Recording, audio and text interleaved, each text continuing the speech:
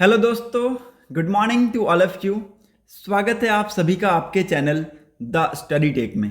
इस वीडियो में डिस्कस करेंगे 10 सितंबर 2025 के इम्पॉर्टेंट आर्टिकल्स एंड एडिटोरियल को। अगर आप लोगों को वीडियो इन्फॉर्मेटिव लगता है, वीडियो अच्छा लगता है, तो लोगों के साथ इस वीडियो को ज़रूर शेयर कर दीजिएगा। साथ ही साथ चैनल को सब्सक्राइब कर लीजिएगा and don't forget to click on the bell icon to get the latest video update. So let's move to the first page of the newspaper. Discuss करेंगे यहाँ के इंपॉर्टेंट न्यूज आर्टिकल्स को। Maharashtra governor CP Radhakrishnan was elected as 17th vice president of India. कल के दिन vice president की post के लिए चुनाव हुआ और महाराष्ट्र गवर्नर सीपी राधाकृष्णन जी को इलेक्ट किया गया है as 17th vice president of India के तौर पे। The NDA candidate got 452 first preferential vote against opposition joint candidate Justice B. Sudarshan Reddy, who secured 300 votes, while 14 MPs abstained and 15 votes to be found as invalid. तो ये complete जो information है इसके बारे में आप सभी को पता होना चाहिए। कहीं से कोई भी क्वेश्चन पूछा जा सकता है कॉम्पिटिटिव एग्जाम्स में कि किसको अपॉइंट किया गया है as a 17th vice president of India के तौर पे। सीपी राधाकृष्णन जी को कौनसवे प्रेसिडेंट के तौर पे अपॉइंट किया गया है, कितने वोट इनको मिले, ओके, कितने एमपीज एब्सटेंड किए, कितने एमपीज ने पार्टिसिपेट किया है। तो ये सारी जो चीज़ें हैं इसके बारे में आप सभी को पता होना चाहिए। तो ये आप यहाँ पे देख सकते हैं, कंप्लीट यहाँ पे जो इन्फॉर्मेशन है ये दिया गया है। 245 यहाँ पे राज्यसभा में इलेक्टोरल मेंबर्स हैं और यहाँ पे 543 लोकसभा में, तो टोटल कितने हो गए 788। प्रेजेंट स्ट्रेंथ कितने का है? राज्यसभा में 239 का है और लोकसभा में 542 का है, तो टोटल कितने हो गए 781। नंबर ऑफ बैलेट कास्ट, कितने वैलिड वोट कास्ट हुए 752 और इनवैलिड कितने 15, तो टोटल कितने हो गए 767 हो गए। और सीपी राधाकृष्णन जी को कितने वोट मिले 452 और बी सुदर्शन रेड्डी जी को कितने वोट मिले 300, तो टोटल कितने हो गए 752। तो ये एक बहुत ही इंपॉर्टेंट न्यूज़ है, इसके बारे में आप सभी को कंप्लीट नॉलेज होना चाहिए क्योंकि कहीं से भी कोई भी क्वेश्चन पूछा जा सकता है। होप आप सभी को यहाँ पे चीज़ें क्लियर हो गई होंगी। मूव करते हैं नेक्स्ट इंपॉर्टेंट न्यूज़ के तरफ। Nepal in chaos, PM Oli resign, president resign, parliament and top court set fire. आप सभी को पता है, मैंने कल के वीडियो में बताया है कि नेपाल में मैसिव अमाउंट में प्रोटेस्ट हमें देखने को मिल रहा है। हालांकि मैं आप सभी को ये बता दूं कि नेपाल की सरकार के द्वारा जो बैन लगाया गया था सोशल मीडिया के ऊपर, उसको रिमूव कर लिया गया है, उसको रिवोक कर लिया गया है, बट स्टिल आप देखेंगे कि बहुत ही ज़्यादा अमाउंट में यहाँ पे प्रोटेस्ट देखने को मिल रहा है और these protest are against the corruption of the government. ठीक है, गवर्नमेंट के करप्शन के खिलाफ है ये protest. Nepal PM KP Oli resign on Tuesday. कल के दिन इन्होंने अपना रेजिग्नेशन लेटर किसको दिया? प्रेसिडेंट को। प्रेसिडेंट ने उस लेटर को एक्सेप्ट किया और कुछ ही घंटों बाद आप देखेंगे कि प्रेसिडेंट ने भी इस्तीफा दे दिया। 19 लोगों ने अभी तक अपनी जानें गंवाई हैं और Gen Z led anti corruption protest हमें यहाँ पे देखने को मिल रहा है। तो ये बहुत ही इंपॉर्टेंट न्यूज़ है। इसके ऊपर मैं एक शॉर्ट वीडियो लेके आने वाला हूँ बहुत ही जल्द और उस शॉर्ट वीडियो में हम लोग इसको डिस्कस करेंगे। मूव करते हैं नेक्स्ट इंपॉर्टेंट न्यूज़ की तरफ। Day after supreme court order, EC directs Bihar CEO to accept Aadhaar as 12 document of SIR drive. ठीक है, तो इलेक्शन कमीशन ने चीफ इलेक्टोरल ऑफिसर्स को यहाँ पे डायरेक्ट किया है कि आप लोग आधार को एज ए 12th डॉक्यूमेंट के तौर पे एक्सेप्ट करें इन एसआईआर ड्राइव। मूव करते हैं नेक्स्ट इंपॉर्टेंट न्यूज़ की तरफ। सेकंड पेज पे आते हैं।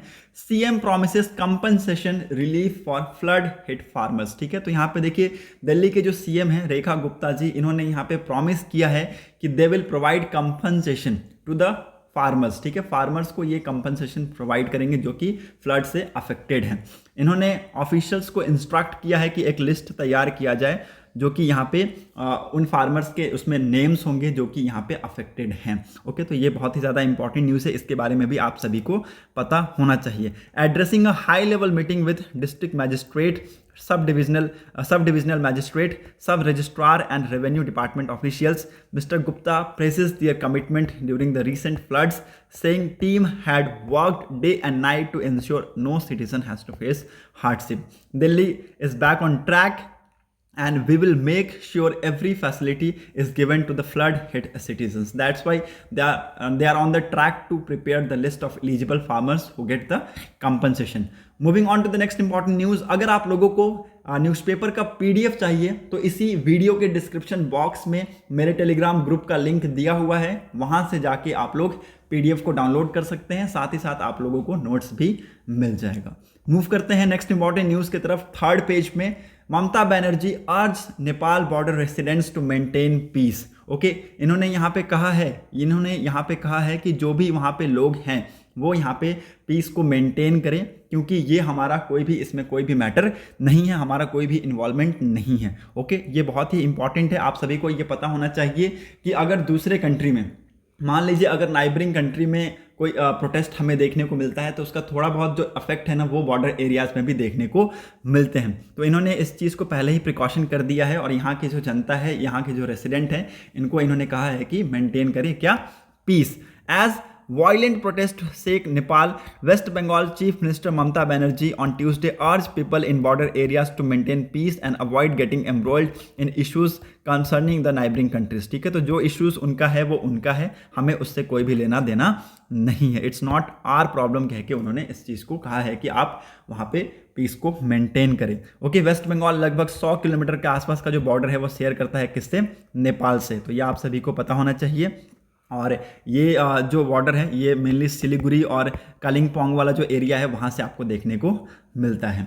मूव करते हैं नेक्स्ट इंपॉर्टेंट न्यूज़ की तरफ, यहाँ पर और कुछ है नहीं, so let's move ahead to the fourth page of the newspaper. Rajasthan assembly ने पास कर दिया है anti conversion bill with steep penalties. ठीक है, स्टीप पेनल्टीज का मतलब होता है हार्श पेनल्टीज। ठीक है, और ये बहुत ही इंपॉर्टेंट बिल है जिसको राजस्थान असेंबली ने पास किया है, जिसमें अगर मान लीजिए कोई भी गिल्टी पाया गया, इफ़ एनीवन फाउंड गिल्टी, तो यहाँ पे पनिशमेंट हो सकता है लाइफ इम्प्रिजमेंट या फिर फाइन हो सकता है 1 करोड़ के आसपास, या फिर ये दोनों भी इम्पोज किया जा सकता है। और देखिए, this bill will help to maintain peace and harmony in the state, that's why यहाँ पे ये जो असेंबली है इस बिल को लेकर आए हैं, तो इसको लिख लीजिएगा। इस बिल का नाम क्या है, the Rajasthan prohibition of unlawful conversion of the religion bill 2025, जिसमें यहाँ पे प्रोविजंस है कि अगर मान लीजिए कोई भी इंसान फोर्सफुली कन्वर्जन कराता है, फ्रॉडली कन्वर्जन कराता है किसी भी रिलीजन का, तो उसके ऊपर यहाँ पे लाइफ इम्प्रिजमेंट का चार्ज लगाया जा सकता है, या फिर 1 करोड़ का यहाँ पे जुर्माना देना पड़ सकता है,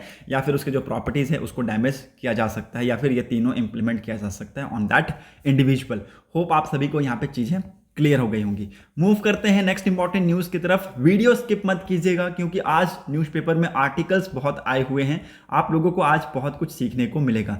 एडिटोरियल का पेज आप लोग इजीली स्किप कर सकते हैं, there is nothing to read in the editorial section.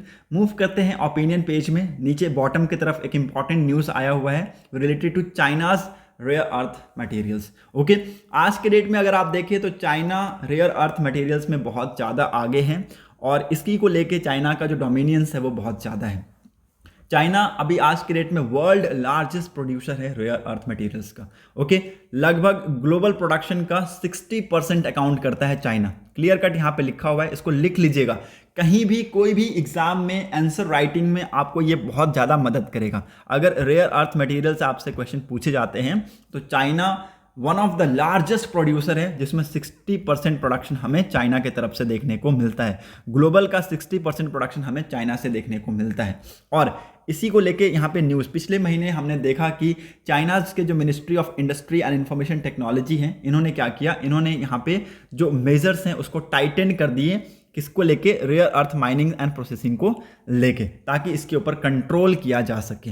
Okay, अब यहाँ पे देखिए 60% जब चाइना प्रोडक्शन कर रहा है ओवरऑल ग्लोबली, अगर मान लीजिए चाइना ने इसको यहाँ पे रोक दिया, मान लीजिए अगर चाइना ने यहाँ पे प्रोडक्शन तो कर रहे हैं लेकिन एक्सपोर्ट को रोक दिया, तो क्या होगा, बहुत सारी चीज़ें, क्योंकि देखिए रेयर अर्थ जो मटेरियल्स हैं ये बहुत सारी चीज़ों में यूज़ होते हैं।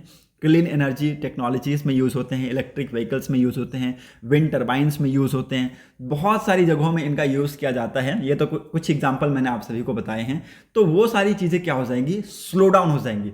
और ये चाइना ने इसलिए कुछ ऐसे स्टेप्स लिए हैं क्योंकि आप सभी को पता है डोनाल्ड ट्रंप ने इनके ऊपर यहाँ पे क्या लगाया था, टैरिफ लगा दिया था, और उसी को लेके यहाँ पे इन्होंने क्या कर दिया, इसका जो एक्सपोर्ट है इसको कर्ब कर दिया। तो ये एक इंपॉर्टेंट न्यूज़ था, इसके बारे में मैंने आप सभी को पहले भी बताया था और अभी भी बता रहा हूँ, इसको लिख लीजिएगा। While China's trading partner such as India and the US are seeking alternative source to reduce dependency. Of course अगर मान लीजिए चाइना ने यहाँ पे रोका है तो हमें दूसरे कंट्री की तरफ मूव करना होगा ताकि ये जो डिपेंडेंसी है इसको रिड्यूस करें। इन फ्यूचर अगर चाइना ऐसे कुछ स्टेप्स लेता है तो उससे इंडिया और यूएस और अदर कंट्रीज को यहाँ पे नुकसान ना हो। Rare earth elements REEs despite the name are not particularly scarce. According to International Energy Agency they are comprised of 17 elements। ठीक है, तो 17 एलिमेंट्स मिलके क्या बनते हैं, REE रेयर अर्थ एलिमेंट्स बनते हैं और वो कुछ नाम आप यहाँ पे देख सकते हैं। इसमें जो आपका है प्रोमेथियम, इसको इंक्लूड नहीं किया गया है क्योंकि ये एक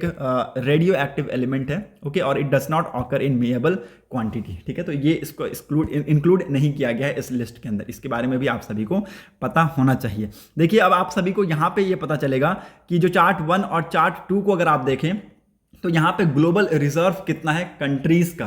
ठीक है, कंट्रीज का ग्लोबल रिजर्व कितना है और यहाँ पे कंट्रीज कितना प्रोडक्शन करता है, पिछले 5 सालों का ये यहाँ पे सर्वे है, आप यहाँ पे देख सकते हैं। कंट्रीज वाइज शेयर सबसे ज्यादा चाइना यहाँ पे अकाउंट करता है। ठीक है, सबसे ज्यादा चाइना में अब तक सबसे ज्यादा यहाँ पे क्या है, ग्लोबल यहाँ पे रिजर्व है। ओके, कितना 48.9%। ब्राजील में, उसके बाद ब्राजील में है 23.3%, इंडिया में 7.7%, ऑस्ट्रेलिया में 6.3%, रशिया में 4.5%। तो ये फर्स्ट 5 नाम आपको याद रखने हैं। ओके, चार्ट 2 में आपको क्या पता चलेगा, country wise share of estimated global mine production in rare earth materials last 5 year. ठीक है, तो लास्ट 5 ईयर में ग्लोबल माइन प्रोडक्शन हमें with respect to the rare earth materials कहाँ सबसे ज्यादा देखने को मिला है, चाइना में।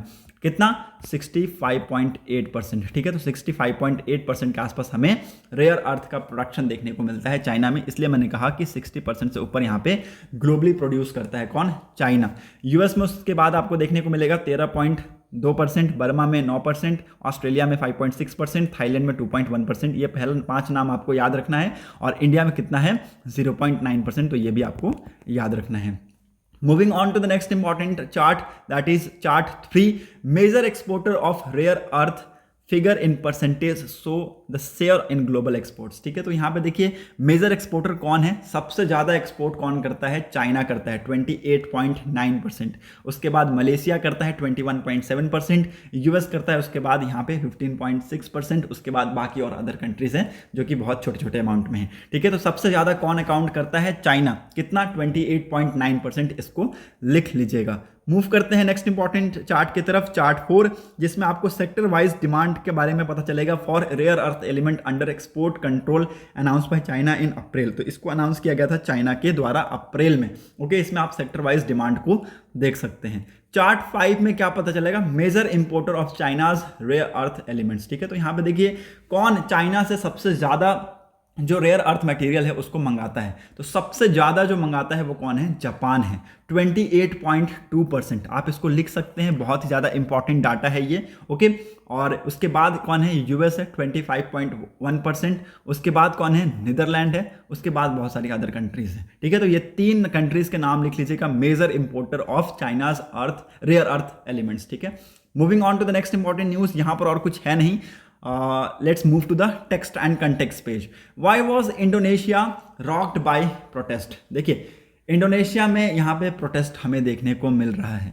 अब ये क्यों हो रहा है, कैसे हो रहा है, वो हम लोग इस आर्टिकल के थ्रू डिस्कस करेंगे।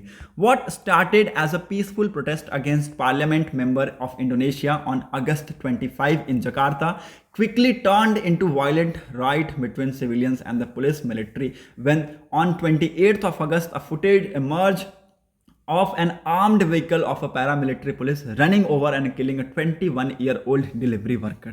देखिए ये प्रोटेस्ट शुरू में क्या हो रहा था, पीसफुली हमें देखने को मिल रहा था। ठीक है, शुरू में हमें पीसफुली देखने को मिल रहा था जब स्टार्ट हुआ था 25 अगस्त को। ओके, और it was against the parliamentary member. ठीक है, पार्लियामेंट्री मेंबर्स के अगेंस्ट में ये प्रोटेस्ट किया जा रहा था। उनको जो हाउसिंग अलाउंस मिल रहा था वो एवरेज से ज़्यादा मिल रहा था, उसी को लेके यहाँ पे ये प्रोटेस्ट किया जा रहा था।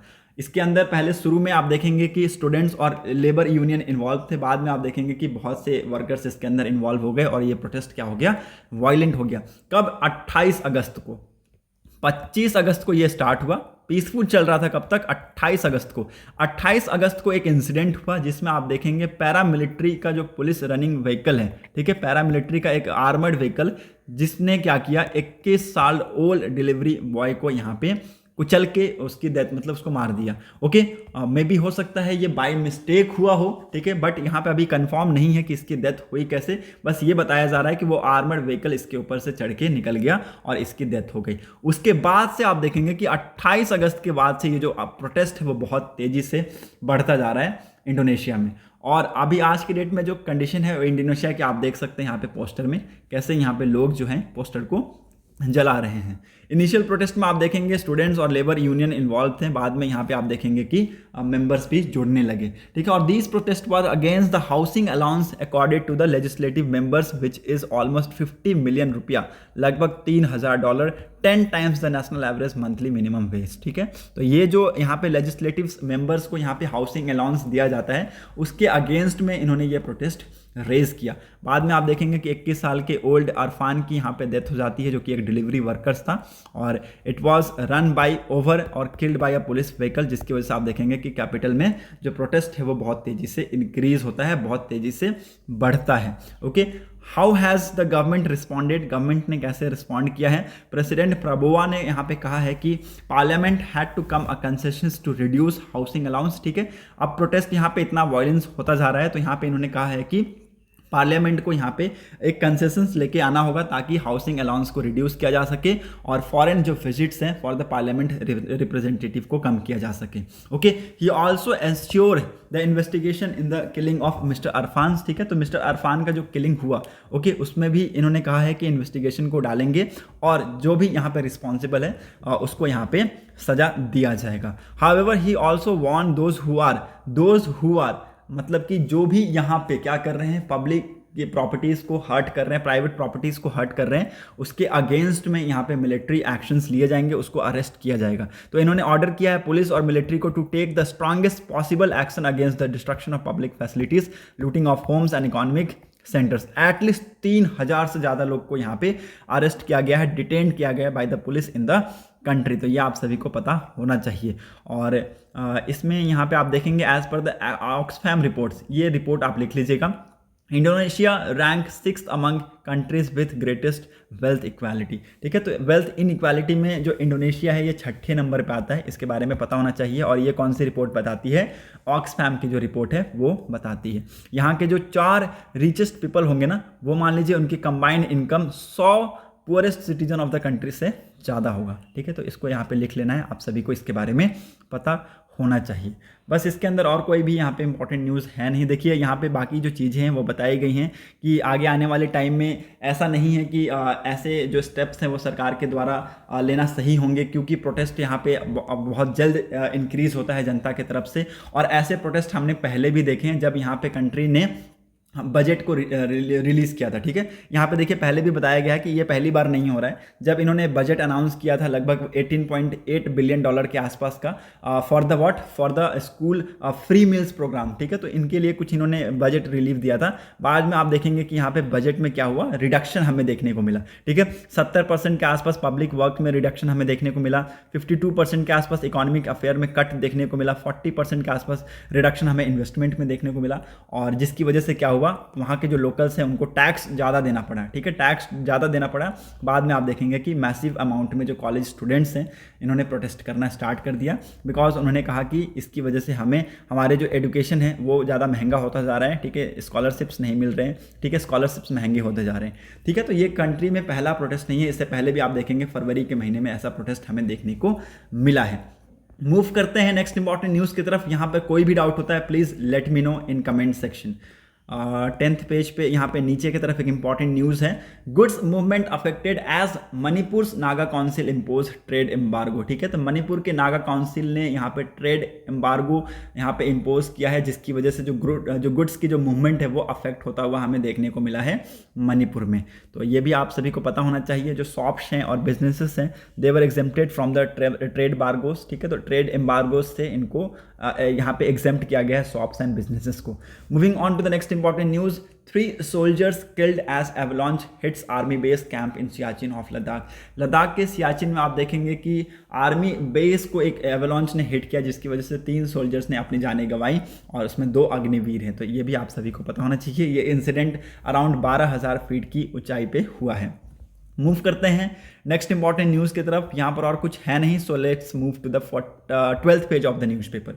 PM announce flood relief aid for Punjab and Himachal. Okay, देखिए आप लोगों को मैंने बताया था कि कल के दिन प्राइम मिनिस्टर नरेंद्र मोदी जी विजिट करेंगे पंजाब और हिमाचल को, एरियल व्यूज़ भी लेंगे, साथ ही साथ जो यहाँ पे मीटिंग है उसको भी रिव्यू करेंगे। तो इन्होंने यहाँ पे ये सारी चीज़ें की हैं और हिमाचल के लिए कितना 1500 करोड़ यहाँ पे as a flood relief measure के तौर पे अनाउंस किया है और पंजाब के लिए कितना 1600 करोड़ के आसपास इन्होंने अनाउंस किया है। Modi does an aerial survey of affected areas and hold a review, political parties in Punjab terms the financial assistant inadequate. ठीक है, तो यहाँ पे देखिए प्राइम मिनिस्टर नरेंद्र मोदी जी ने यहाँ पे अफेक्टेड एरियाज़ का क्या एरियल जो सर्वे है उसको कंडक्ट कराया। और मैं आप सभी को बता दूं, पंजाब का जो पॉलिटिकल पार्टी है इन्होंने कहा है कि जो फाइनेंशियल असिस्टेंट उनको दिया गया है 1600 करोड़ का from the side of central government, ये इनएडिक्वेट है। नेशन के डिमांड, जो स्टेट की डिमांड है वो इससे नहीं मीट हो पाएगा। मूव करते हैं नेक्स्ट इंपॉर्टेंट न्यूज़ की तरफ। Union government seek factual report on forest right complaint concerning Nicobar projects. ठीक है, तो यूनियन गवर्नमेंट यहाँ पे फैक्चुअल रिपोर्ट का मांग कर रहा है from Andaman and Nicobar administration on points raise in a complaint by tribal council of Little and Great Nicobar that forest had not settled before diverting around 13,000 hectare of 81,000 crore Great Nicobar project in अगस्त 2022। ठीक है, तो यहाँ पे इन्होंने कहा है कि factual report दिया जाए कि कैसे यहाँ पे जो राइट्स हैं उसको सेटल्ड नहीं किए गए हैं। मूव करते हैं नेक्स्ट इंपॉर्टेंट न्यूज़ की तरफ। सेंटर ने ग्रांट किया licence to the 5 firms to manufacture its first indigenous malaria vaccine. ठीक है, तो यहाँ पे पहला इंडिजीनियस मलेरिया वैक्सीन की मैन्युफैक्चरिंग के लिए सेंटर ने यहाँ पे 5 फर्म्स को लाइसेंस ग्रांट किया है। तो उन 5 फर्म्स का नाम लिख लीजिए, यहाँ पे लिखा हुआ है इंडियन इम्यूनोलॉजिकल लिमिटेड, दूसरा हो गया tech invention life care private limited, तीसरा हो गया पैनेशिया बायोटेक लिमिटेड, चौथा हो गया बायोलॉजिकल ई लिमिटेड और पांचवा हो गया Zydus life science. These all firms will will develop indigenously malaria vaccines। ठीक है, तो इनको यहाँ पे परमिशन दे दिया गया है मैन्युफैक्चर करने के लिए क्या, इंडिया का पहला इंडिजीनियस मलेरिया वैक्सीन। मूव करते हैं नेक्स्ट इंपॉर्टेंट न्यूज़ की तरफ। वर्ल्ड सेक्शन पे मूव करते हैं। Israel targets Hamas leaders in Qatar. ठीक है, तो यहाँ पे कतर में इजराइल ने टारगेट किया है हमास के लीडर्स को, उसी को लेके ये न्यूज़ आया हुआ है। मूव करते हैं नेक्स्ट इंपॉर्टेंट न्यूज़ की तरफ। Ethiopia inaugurates Africa's biggest dam despite protest from downstream Egypt. ठीक है, तो देखिए डाउनस्ट्रीम इजिप्ट में इसको लेके प्रोटेस्ट हो रहा है, उसके बावजूद भी अगर आप देखें तो यूथोपिया ने अफ्रीका का बिगेस्ट डैम को इनॉग्रेट किया है। आप ये देख सकते हैं तस्वीर, बहुत ही इंपॉर्टेंट ये तस्वीर है। Ethiopia inaugurated the continent largest hydro electric project on Tuesday in what prime minister Abiy Ahmed called a great achievement for all black people. Despite आप देखेंगे कि हमें डाउन स्ट्रीम रीजन्स में इजिप्ट वाले एरिया में हमें प्रोटेस्ट देखने को मिल रहा है। होप आप सभी को यहाँ पे चीज़ें क्लियर हो रही होंगी। यहाँ पे देखिए इस डैम को बनाने में लगभग $4 बिलियन के आसपास का यहाँ पे खर्चा आया है और इसका जो कंस्ट्रक्शन है ये कब स्टार्ट किया गया था, 2011 में स्टार्ट किया गया था और इसको ऐसे डिज़ाइन किया गया है कि ये 74 बिलियन क्यूबिक मीटर्स के जो वाटर है उसको यहाँ पे होल्ड करके रखेगा और 5150 मेगावाट की जो इलेक्ट्रिसिटी है वो जनरेट करने में मदद करेगा। तो one of the largest dam यहाँ पे इनॉग्रेट किया गया है इथियोपिया के द्वारा। होप आप सभी को यहाँ पे चीज़ें क्लियर हो गई होंगी। That's set for today's newspaper analysis. अगर आप लोगों को वीडियो इन्फॉर्मेटिव लगता है, वीडियो अच्छा लगता है तो लोगों के साथ इस वीडियो को ज़रूर शेयर कर दीजिएगा, साथ ही साथ चैनल को सब्सक्राइब कर लीजिएगा and don't forget to click on the bell icon to get the latest video update. Thanks for watching a video. Thank you and have a nice day.